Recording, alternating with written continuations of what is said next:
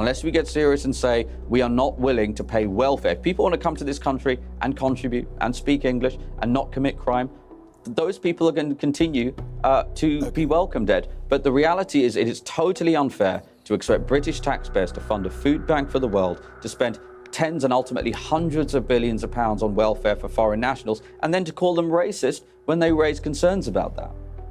Racist. That's the label thrown at Reform UK's immigration policy, a blunt accusation launched live on air, seemingly more to protect political reputations than to engage with the substance of the debate.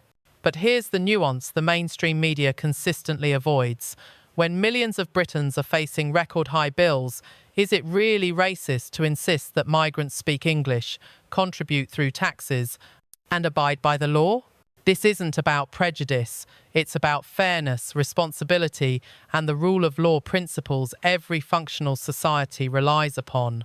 The British taxpayer, the alternative is we leave the system as it is. We ask the people watching this programme to continue to pay more taxes. We're about to have a Rachel Reeves budget that hikes up taxes once again. The quality of life for British people continues to decline. It is totally unacceptable for them to have to fund a food bank for the world and for foreign nationals to continue to draw hundreds of billions of pounds from the welfare state over the coming decades. The problem is, every time I say to you, somebody from you... What you're about to witness is far more than a standard interview. It's the moment Zia Yusuf methodically dismantles a prevailing toxic narrative and redirects the accusations squarely at the Prime Minister. We are talking about the 3.8 million non-EU migrants who came here under Boris Johnson, who are going to be hundreds of billions of pounds worth of a drain on the British taxpayers' purse. We can ill afford it, and it's totally unfair on the people watching this programme for them to go to work to pay for that. Stay with me until the end, because this exchange may very well mark a turning point in Britain's ongoing cultural debate over immigration. And before we break down the clip, take a stand against censorship, like, subscribe, and share this video to ensure the truth reaches further than the filtered narratives of the mainstream media. Good morning. Your policies are racist and immoral, says the Prime Minister. Well, given this Prime Minister is literally the least popular, the most unpopular Prime Minister on record, according to polls this week, look, the reality is that the British people are sick and tired of having their legitimate concerns about immigration being sneered at, being belittled, and ultimately being insulted for raising those legitimate concerns. What Reform have announced is that migrants must pay their way, speak English, and not commit crime. And the fact that Keir Starmer considers that policy and those very reasonable people, the majority, frankly, of the people in this country who agree with that policy as racist, says everything about the fact that this is a Prime Minister circling the drain, who is speaking to the activists in his own party. And that is why Reform is on course to win the next general election. But Zia Yusuf, to be fair, that's not just what you're saying about migrants, because what you've just outlined is what the Labour Party want to do. The thing is that you want to look at migrants who have indefinite leave to remain and may have been here for a number of years. You want to root people out who don't fit new criteria, retrospectively, retroactively fitting criteria to people who've lived here for years. That's what people are criticising as racist, undermining the fabric of society, divisive. It's intimidating for people who may have been here for decades.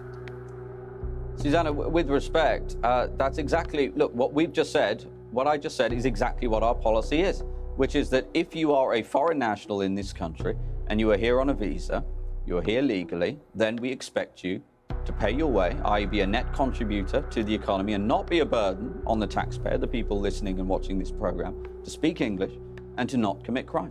That is what our policy is. Is there a time cut-off point for your new policy on indefinite leave to remain?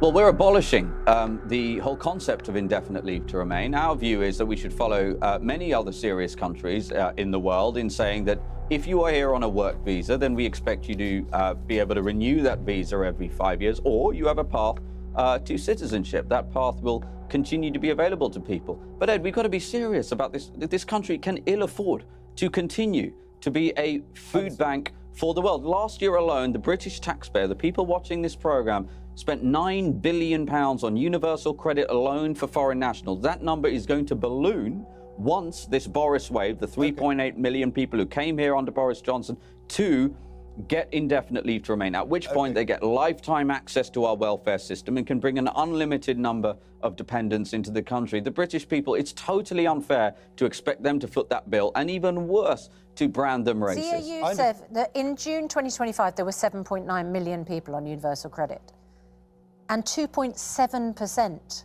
were in the indefinite leave to remain group. That's 213,000 people taken from that number of 7.9 million. Most people on universal credit are Brits. Well, while most people are, the propensity for foreign nationals, the likelihood of a foreign national to be claiming universal credit is much higher. The reality is one in six claimants of universal credit are foreign nationals.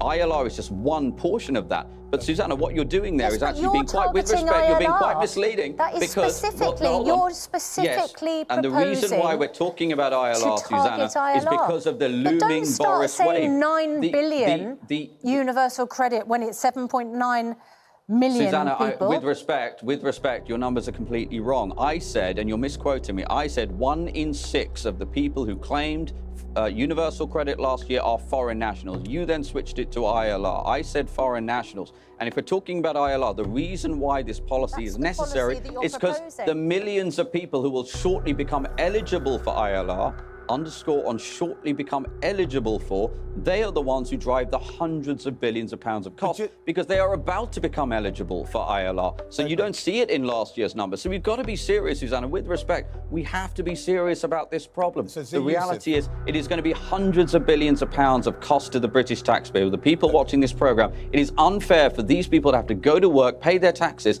to pay for foreign nationals to get benefits in this country. And Reform are the only party serious about addressing that issue. And you've said you're going to deport 600,000 people. So these are the kind of people you'll be looking to deport. Just to understand. Well, that was in the context of illegal migration. We're currently talking about legal migration. If you look at any country in the world, Ed, any serious country in the world, once you withdraw the benefits, most of the people who are claiming those benefits end up leaving of their own accord. And by the way, this Labour's own government. Read the Telegraph today. Look at the news today.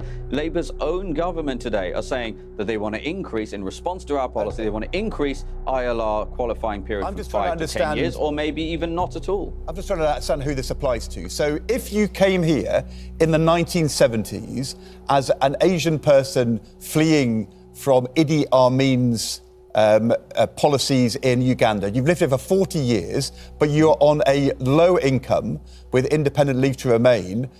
Under your policy, if your income is too low, then you would be asked to leave. No, because you would have a pathway to citizenship.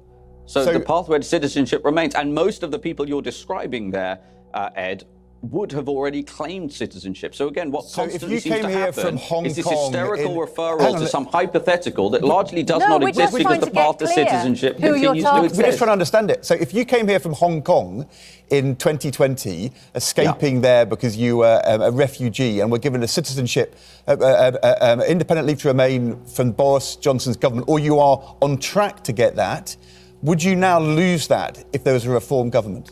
For those who have come here from Hong Kong as part of that BNO visa program, those people, a significant portion, would qualify for the work visa if they wanted to do that. And if they didn't, there would be a humanitarian visa that would continue to be available to them, and ultimately citizenship. And if you we are talking about the 3.8 million non-EU migrants who came here under Boris Johnson, who are going to be hundreds of billions of pounds worth of a drain on the British taxpayer's purse. We can ill afford it, and it's totally unfair on the people watching this programme for them to go to work to pay for that. But I thought you said that people who came here on the post-Brexit deal agreed with the EU wouldn't have this policy applied to them. I mean, listening to you speaking, if you came from Uganda, if you came from Hong Kong, as I understand it, if you came from the EU, you're going to say, actually, either you're going to become a citizen or you're going to be on a new humanitarian visa. Who are the people you're actually going to deport? I mean, isn't this a bit of a con?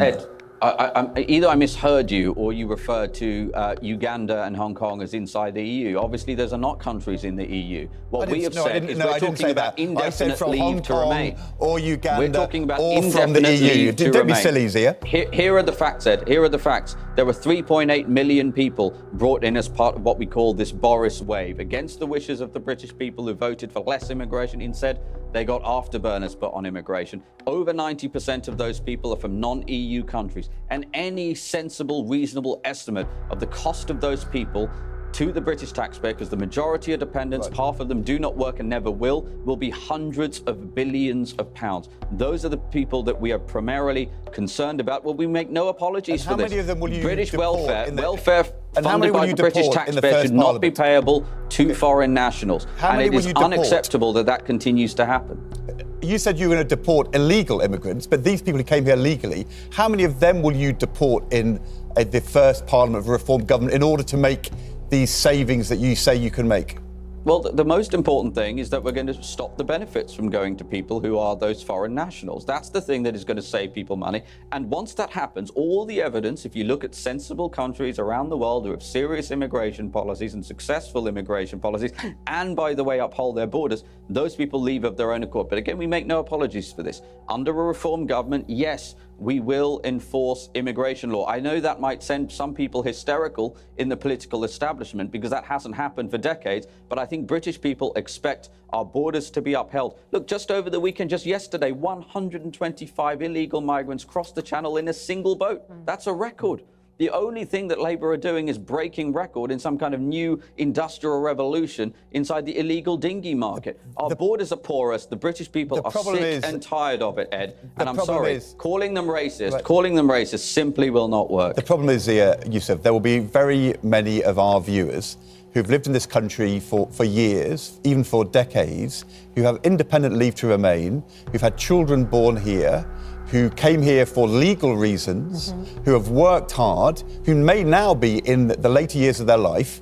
They will be scared that you're going to say retrospectively, we're going to throw you out. What do you say to them? Ed, what makes you think those people are going to have to leave? I want to reiterate.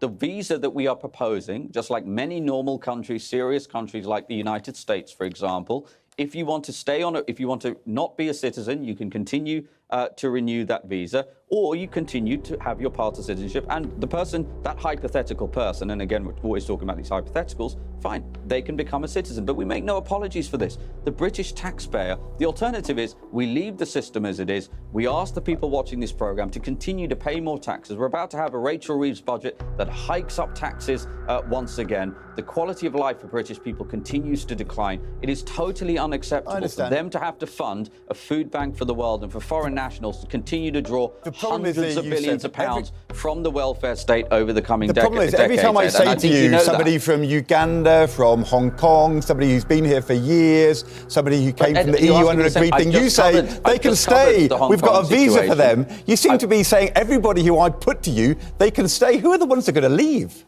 The ones who are going to have to leave are the people who are on benefits. I want to reiterate that 3.8 million people number in terms of the Boris wave. Half of them do not work, and all the historic data shows will never work. Let me give you an example. In 2023, the government predicted, the Tory government predicted it would dish out 6,000. It would issue 6,000 visas for care workers. Do you know how many they issued in the end?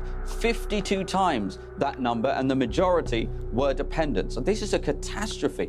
And those are the people I'm talking about who are ultimately going to end up being a massive drain on the economy unless we get serious and say we're going to train British people to do these jobs, unless we get serious and say we are not willing to pay welfare. If people want to come to this country and contribute and speak English and not commit crime, those people are going to continue to be welcomed, Ed. But the reality is it is totally unfair to expect British taxpayers to fund a food bank for the world, to spend tens and ultimately hundreds of billions of pounds on welfare for foreign nationals, and then to call them racist when they raise concerns about that. If you believe debates like this deserve to be seen without censorship, then take action. Like, subscribe, share this video with your network, and leave a comment below. Do you trust Keir Starmer when he claims these policies are racist, or do you see the issue differently?